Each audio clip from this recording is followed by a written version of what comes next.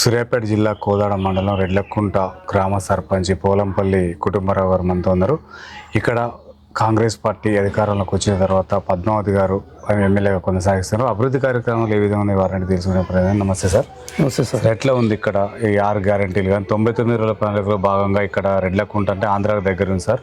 మరి ఇక్కడ పద్మావతి మేడం గారు ఎట్లా చేస్తారు అభివృద్ధి కార్యక్రమాలు? అభివృద్ధి పనుల పరంగా చాలా బాగా ఉందండి. గ్రామంగా కూడా ఉత్తమ్ పద్మావతి రెడ్డి గారి ఆశీస్సులతోటి ఎన్నో అభివృద్ధి పనులు చేసుకోగలుగుతున్నాము. డ్రైనేజీల విషయమే కానీ, ఊళ్ళోని మహిళా శక్తి బిల్డింగ్ కానీ, నేను అధికారంకి వచ్చినాక కూడా ఇప్పుడు చాలా సమస్యలు ఉండే అంతకుముందు సర్పంచులు లేకపోవడం వల్ల పరిపాలన అనేది చాలా వరకు కుంటుపడిపోయినాయి గ్రామాలు. దాంతో డ్రైనేజ్ వ్యవస్థ కానీ, ఈ కరెంటు వ్యవస్థ కానీ ఇవన్నీ కూడా చాలా వరకు దెబ్బతిని ఉన్నవి. మేము వచ్చిన తర్వాత చాలా వరకు మెరుగుపడింది గ్రామం. ఇప్పుడు మీరు చూసుకుంటూ రావచ్చు, డ్రైనేజీలు కానీ ఇవన్నీ కానీ చాలా శుభ్రంగా చేసుకుంటూ వస్తున్నాం సార్. సార్ ఇక్కడ 99 రోజుల ప్రణాళికలో భాగంగా ఇప్పుడు జరుగుతున్న అభివృద్ధి ఏంటి సార్? ఇప్పుడు జరుగుతున్న అభివృద్ధి పారిశుద్ధ్యం, మంచినీరు, త్రాగునీరు వీటిపైన ఎక్కువ శ్రద్ధ పెట్టాము.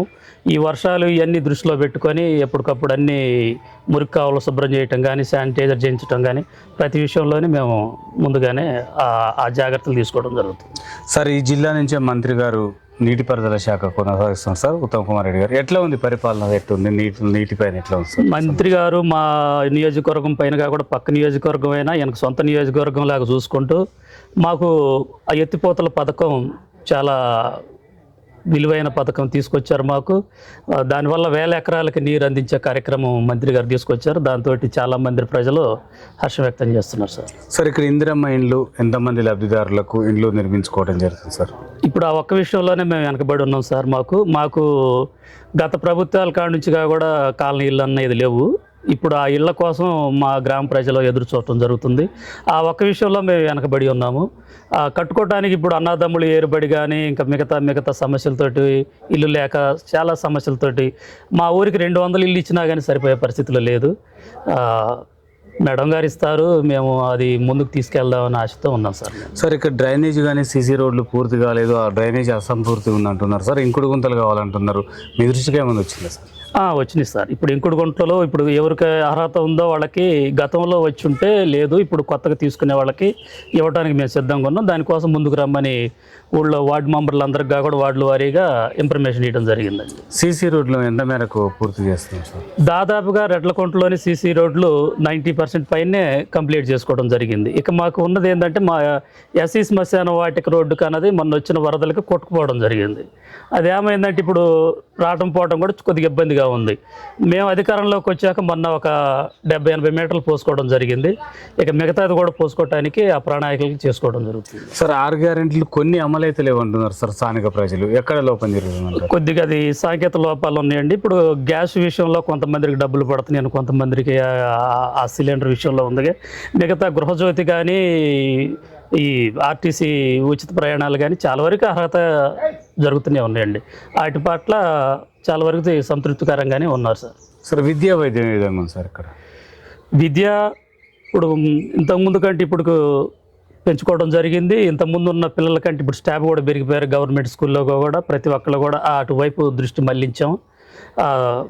అభివృద్ధి పనులు జరుగుతున్నాయి. అందులో కూడా మొన్న కొత్తగా క్లాసులు కట్టడం కానీ, ఆ మరుగుదొడ్లు కానీ అవన్నీ విషయాలు దగ్గరుండి చూసుకున్నాం. పర్వాలేదు, విద్యా పరంగా పర్వాలేదు. ఇక వైద్యాన్ని విషయానికి వస్తే మాకు ఆశా వర్కర్లు కానీ వీళ్ళు కానీ ఏదన్నా గర్భిణీ స్త్రీల విషయంలో కానీ వాళ్ళు కూడా శ్రద్ధ తీసుకుంటూనే ఉన్నారు. వాటికి కావాల్సిన వసతులు వాళ్ళు చేస్తూనే ఉన్నారు సార్. సార్ ఈ గ్రామంలో లైబ్రరీ కావాలి, నిరుద్యోగ యువతకి ఉద్యోగాలు కావాలంటున్నారు సార్. మరి ఎమ్మెల్యే గారి దృష్టికి తీసుకెళ్లారా? ఆ ప్రయత్నాలు జరుగుతున్నాయి సార్. మీరు అన్నమాట వాస్తవమే. ఆ సమస్య అయితే ఉంది సార్. దానిపైన కూడా మేము మేడం గారిని కలిసి మా సమస్యలు చెప్పుకోవడానికి మేము సిద్ధంగా ఉన్నాం సార్. ఇది ఆంధ్రాకు బార్డర్ సార్, ఇది లాస్ట్ ఉంది, హైవే దగ్గర ఉంది, దొంగతనాలు బాగా జరుగుతున్నాయి సార్. ఈ గ్రామానికి సీసీ కెమెరాలు కావాలి, తర్వాత మహిళా భద్రత కొరకు కూడా మహిళా భద్రత ఏర్పాటు చేయాలంటున్నారు. మరి దేనిపైన మీరు ఎమ్మెల్యే గారి సహకారంతో ఎలా చేయకపోతున్నారు సార్? సీసీ కెమెరాల విషయానికి వస్తే సార్ మేము చాలా ముందస్తులో ఉన్నాము. మాకు ఊళ్ళో దాదాపుగా 60 సీసీ కెమెరాలు ఏర్పాటు చేసుకోవడం జరిగింది. మీరు వస్తుంటే ఇప్పుడు ఆ స్తంభాలు కూడా కనపడతాయి సీసీ కెమెరాలు. ఇంకా జస్ట్ కొంచెం వర్క్ ఉండిపోయింది, అది వాళ్ళ ప్రాబ్లం వల్ల ఆగిపోయింది. త్వరలో కనెక్షన్ ఇచ్చేసి ఈ ఏదైతే సమస్యలు ఉన్నాయి గ్రామాల్లో ముఖ్యంగా జరిగేది ఏంటంటే తాగుడు, దొంగతనాలు, వీటి వల్ల ఎక్కువ సమస్యలు ఉంటాయి. వాటిపైన ఎక్కడైతే అల్లర్లు జరుగుతున్నాయో ఆ సెంటర్లోనే ఆ కెమెరాలు ఏర్పాటు చేసుకోవడం జరిగింది. అది కనుక వస్తే చాలా వరకు అవి అరికట్టవచ్చు. పోలీసు వారి సహకారం కూడా చాలా ఉంది అందులోని. వాళ్ళ సహకారం తీసుకొని ఈ విషయాల్లో మేము ముందుకు పోవడం జరుగుతుంది సార్. సార్, ఈ గ్రామంలో కానీ మండలంలో కానీ బెల్ట్ షాపులు బాగా నడుస్తున్నాయి. రాయగోపాల్ రెడ్డి గారి సిద్ధాంతం ఇక్కడ అమలైతే బాగుంటుందని చెప్పేసి కొంతమంది కోరుకుంటున్నారు సార్.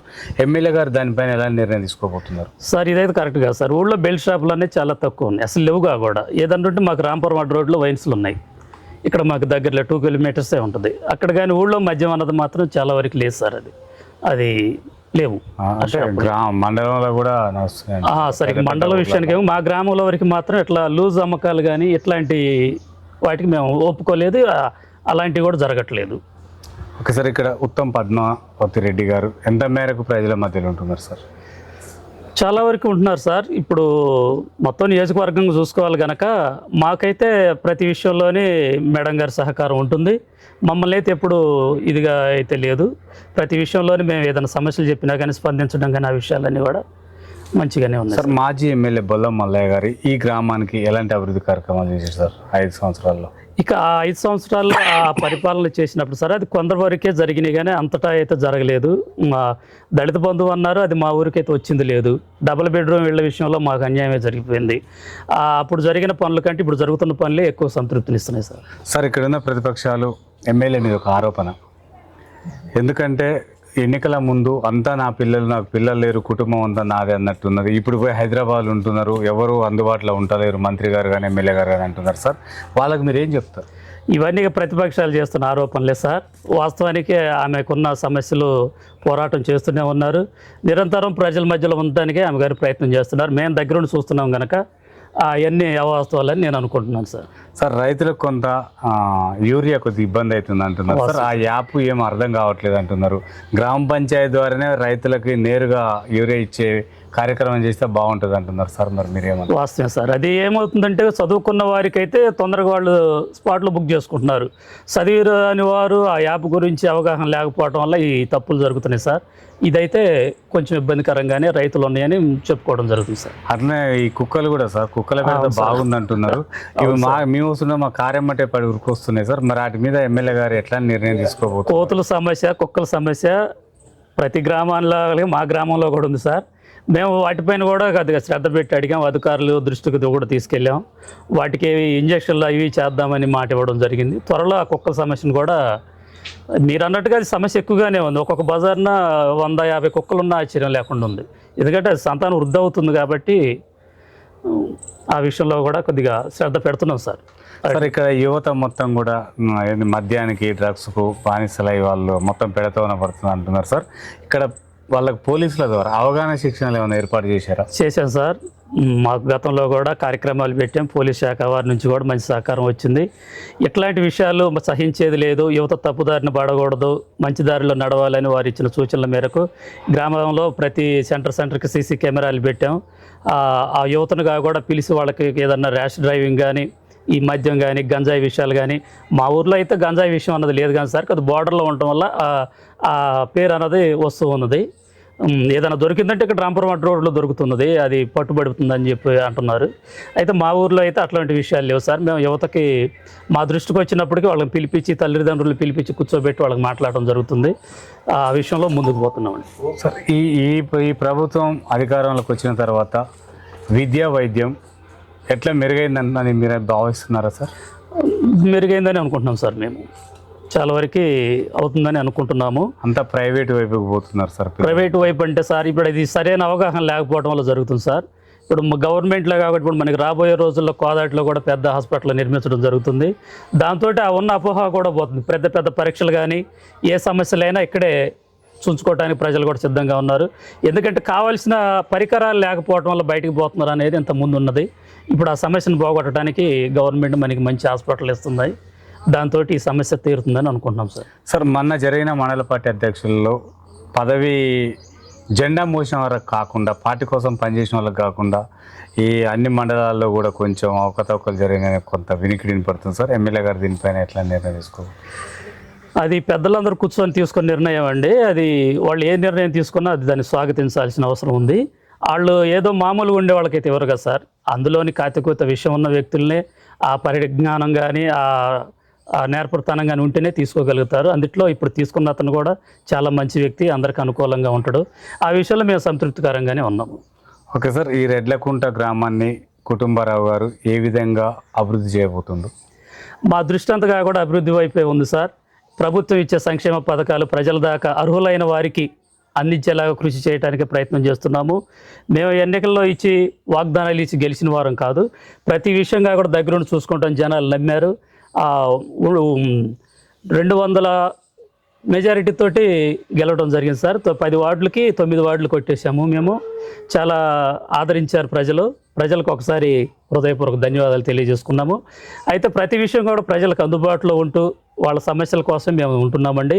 ప్రతిరోజుగా కూడా వాళ్ళకి ఏ సమస్య వచ్చినా కానీ వెంటనే వీధి లైట్ వెలగట్లేదన్నా కానీ, డ్రైనేజ్ జామ్ అయిందన్నా కానీ, ఇంకా ఇతర ఏ కారణాలు ఉన్నా వాటికి తొందరగా స్పందించి ఆ సమస్యను తీర్చడానికి ప్రయత్నం చేస్తున్నాం సార్.